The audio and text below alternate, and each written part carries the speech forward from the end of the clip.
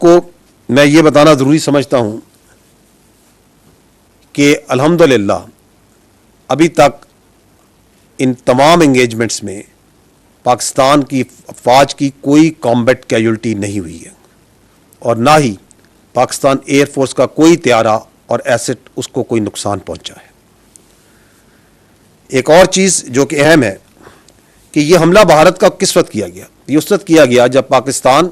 ایک پروسیس میں تھا جس میں انٹرنیشنل میڈیا کو اور لوکل میڈیا کو وہ ان تمام جگہوں پہ لے کے جا رہا تھا جن کے بارے میں بھارت ایک فالس ایلیگیشن لگا رہا تھا کہ these are those training campus,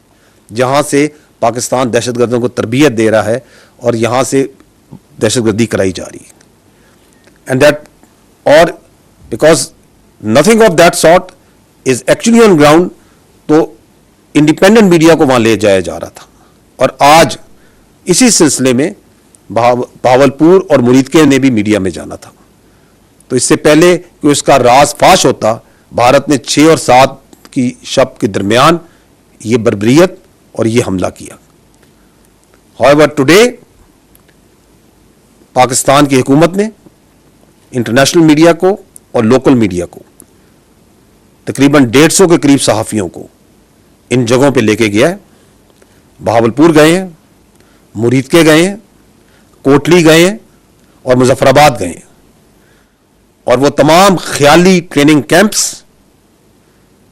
اور دہشت گرد کی خیالی اماجگاہیں ان کو ان انڈیپینڈنٹ جرنلسٹ نے نہ صرف خود دیکھا ہے بلکہ وہاں پہ فلم بندی کی ہے، اس کی ویڈیوز بنائی ہیں، اور یہ آپ اس وقت دنیا میڈیا کی وساطت سے، فری میڈیا کی وساطت سے اس کو دیکھ رہی ہے اور خود اپنی ججمنٹ لے رہی ہے کہ کیا وہاں پہ کوئی دہشت گردی تھی، اس کے کوئی آثار تھے، یا وہ مساجد تھیں جہاں پہ آپ نے دیکھا جس طرح انہیں شہید کیا گیا، جہاں قرآن شہید کیے گئے، یا وہاں پہ وہ گھر تھے، وہ کوارٹرز تھے، وہ معصوم غریب لوگ رہ رہے تھے وہاں پہ اور اپنی زندگیاں گزار رہے تھے۔ میں نیکسٹ پوائنٹ میں یہ کہنا چاہوں گا کہ other than the damage that you have seen that was inflicted by this blatant aggression that was done, there was yet another threat that happened on the night of 6th and 7th، اور وہ تھی international اور domestic flying کے against. کس طرح جب یہ year سے اٹیک لانچ کیا گیا تو اس وقت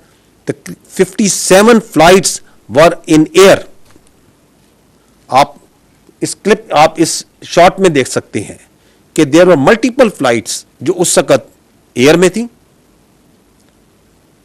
اور اس میں جو سینکڑوں ہزاروں جو مسافر تھے، their lives were put in grave danger. یہ فلائٹس نہ صرف پاکستان کی تھیں، پاکستان کی ایئر لائنز کی تھیں، اس میں سعودیہ کی بھی تھیں، اس میں قطر کی بھی تھیں، ایمریٹس کی بھی تھیں، اتحاد کی بھی تھیں، گلف ایئر کی بھی تھیں، چائنا کی بھی فلائٹس تھیں، کورین بھی تھیں، تھائی بھی تھیں، اور بہت سی جگہوں کی فلائٹس تھیں، اور ان تمام پیسنجرز کو بھارت نے اپنی ایگریشن کی بھینٹ چڑھانے کے لیے خطرے میں ڈالا۔ I don't think there has ever been something like that has happened in warfare before, if you can call this warfare or what else we can name it. Another point that we observed, we talked about it a little in the morning, کہ کس طرح جو نیلم Jhelum hydro power project ہے اس کے اوپر shelling کی گئی اور اس کو نشانہ بنایا گیا۔ آپ اس اگر دیکھیں تو یہاں پہ آپ کو جو ڈیمیج ہے، کچھ ڈیمیج جو ہے وہ نظر آئے گا۔ یہ چلائیے اس کو۔ تو یہ نیلم جیلم پروجیکٹ جو نوسیری ڈیم ہے، یہ وہاں پہ آپ کو نظر آ رہا ہے کہ کیسے اس پہ شیلنگ کی گئی ہے۔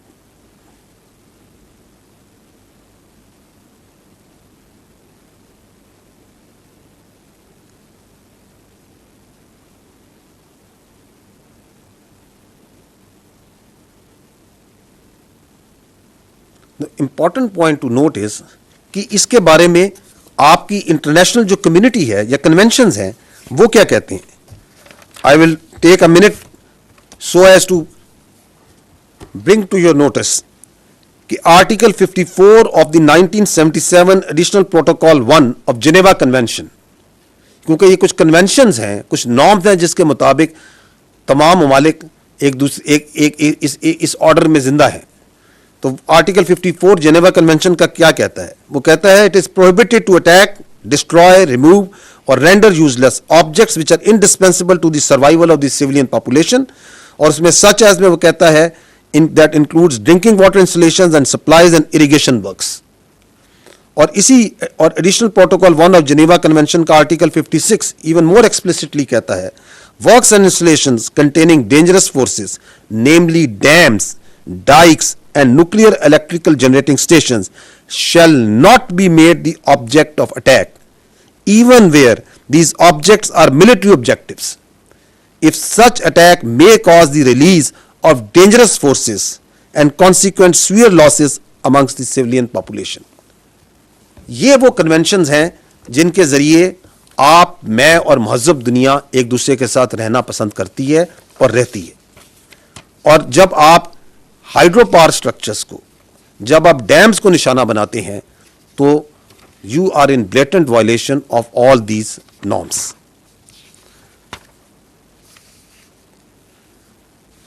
آج میں آپ کو یہ باور کرانا چاہتا ہوں کہ آج قومی سلامتی کونسل کمیٹی کا جو اجلاس ہوا ہے اس میں یہ طے پایا ہے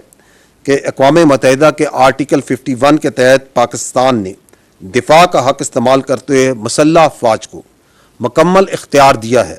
کہ وہ مناسب وقت, جگہ اور طریقے سے جواب دیں. قومی سلامتی کے اعلامیہ میں یہ بتایا گیا ہے کہ in consonance with article 51 of the United Nation Charter, Pakistan reserves the right to respond in self defence at time, place and manner of its choosing to avenge the loss of innocent Pakistani lives and blatant violations of its sovereignty. The armed forces of Pakistan have duly been authorized to undertake corresponding actions in this regard. Pakistan remains committed to peace with dignity and honor and reiterates that it shall never allow any violation of its sovereignty, territorial integrity or permit any harm to its proud people. آخر میں صرف یہ کہنا چاہوں گا کہ قوم کو افواج پاکستان پہ اور افواج پاکستان کو اپنی بہادر قوم پر فخر ہے, اور دونوں اس طرح متحد ہیں اس بھارتی جارحیت کے خلاف. اور ہم اپنے اس عزم کا اعادہ کرتے ہیں کہ ہماری امن کی خواہش, ہماری امن کی شدید خواہش کو کبھی بھی کمزوری نہ سمجھا جائے, کیونکہ اپنے عوام کے تحفظ پر, اپنی زمین کے تحفظ پر افواج پاکستان کبھی کوئی سمجھوتا نہیں کریں گی. میں یہاں پر پوری پاکستانی قوم کو خراج تحسین پیش